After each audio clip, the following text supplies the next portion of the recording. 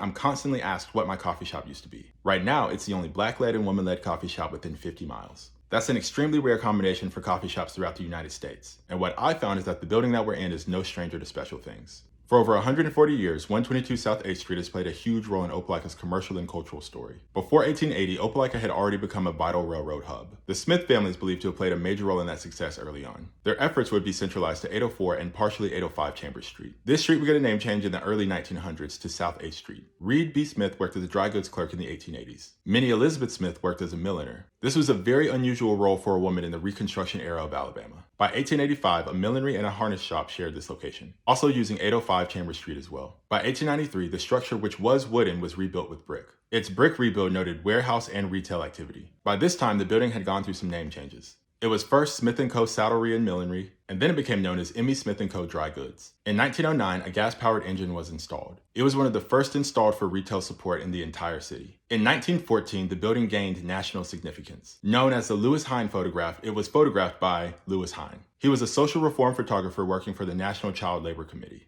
His image shows an 11-year-old Girlie J delivering something for the Smith Millinery. The photo was used in national legislation to ban child labor. This building is now forever tied to one of the most important national movements in the entire United States. Both Reed and Minnie continue to operate at this location, with Minnie first working and then leading this operation for over 50 years. This tenure in business was staggering for a woman in the Deep South at the time. In the 1930s, the building became the Alabama National Insurance Company. In the 1940s, it became a dental office for Dr. Bernard Haney. He installed central air conditioning, and it became one of the first medical offices in small-town Alabama to have this. His other modifications included fireproof interior doors and private patient rooms on the second floor. In the 1950s and 60s, it was the Lee Title and Abstract Company. And then it became Capitol Decorators for a short stint into the 1970s and then went vacant. It stayed that way until 1984 when this building became named a contributing structure to both the Railroad Avenue Historic District and the National Register of Historic Places. This designation helped restore the facade, the brick, and the interior of this building. Shortly after, it was then reopened as the Opelika Antique Co-op, one of several key tenants that helped reignite Opelika's downtown.